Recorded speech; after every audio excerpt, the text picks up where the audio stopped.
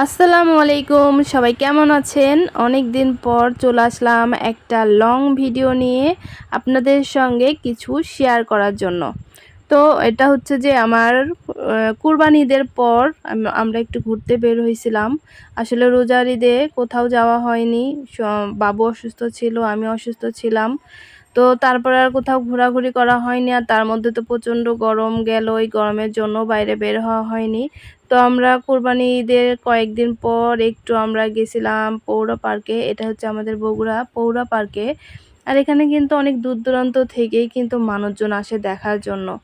আর আমরা যেদিন গেছি দেখি অনেক মানুষজন ছিল, সব মানে গ্রাম থেকে আসে, অনেক দূর থেকে আসে। আর এটা কিন্তু অনেক পুরনো একটা পার্ক, অনেক পুরনো। আর এগুলো জীবজন্তু দেখতেছেন, এগুলো কিন্তু কারুপল্লী মিউজিয়ামে ছিল, এখন আপাতত এই পৌর পার্কেই কিন্তু রাখছে এগুলো। আর এখানেই কিন্তু সবাই আসে দেখতে। আর এগুলোর কিন্তু কোনো পরিচর্যা নেই, একদম মানে ধুলাবালি আকোসা ময়লা দিয়ে সব মানে নোংরা হয়ে আছে ভিতরে, কেউ মনে কখনো ঢোকেও না, পরিষ্কারও করে না। একদম মানে সব কিছু ধুলাবালি দিয়ে রং চং সব নষ্ট হয়ে গেছে। তো আমরা মাঝে মাঝে আসি, আর এই পার্কে কিন্তু সব বিকেল করে বাইরে থেকে সব মানুষজন আসে, মানে বিকেলে একটু হাঁটাহাঁটি করার জন্য আসে। ছোট বাচ্চাদেরকে নিয়ে আসে, এখানে কিন্তু খেলার অনেক জায়গা আছে। তো এখানে সবাই ঘুরতে আসে, আসলে অনেক ভালো লাগে। মাঝে মাঝে এখানে মেলা হয়, অনেক অনুষ্ঠান হয় এই পার্কের মধ্যে। আর ওই যে দেখতেছেন আমার বাবু উপরে উঠে যাচ্ছে, ও একা একা।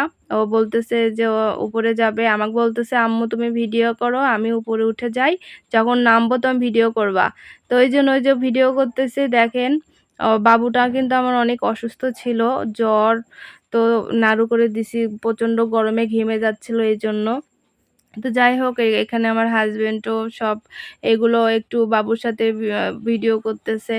আর পাশটা দেখুন শুধু গাছ আর গাছ। আর এখানে কিন্তু শুধু পাখিদের ডাক। এখানে কথা বললে তো মানে কিছু শোনাই যায় না, শুধু পাখিদের কিচিরমিচির শব্দ হয়। তো এইজন্য এখানে ভয়েস ছাড়া কোনো উপায়ই নেই। আর আমি চাইছিলাম যে এখানে রিয়েল ভয়েসটা থাকবে। তো রিয়েল ভয়েস দেওয়ার মতো কোনো পরিস্থিতিই নেই, কারণ এখানে প্রচণ্ড শব্দ, প্রচণ্ড পাখিদের শব্দ। তো এইজন্য আমি ভয়েসটা দিয়ে দিলাম। তো যাই হোক, এখানে এই যে দেখুন আরো এখানে কিন্তু সব রকমের হচ্ছে যে জীবজন্তুর মূর্তি আছে। বাঘ, হাতি, ভাল্লুক, তারপর মানে যত রকমের সব জীবজন্তু যা থাকে সব মূর্তিই কিন্তু এখানে আছে।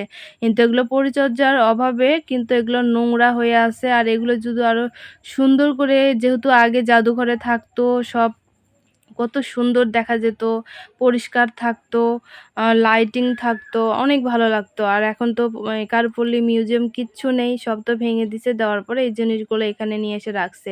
তারপরেও দেখুন কত মানুষজন এসে দেখে।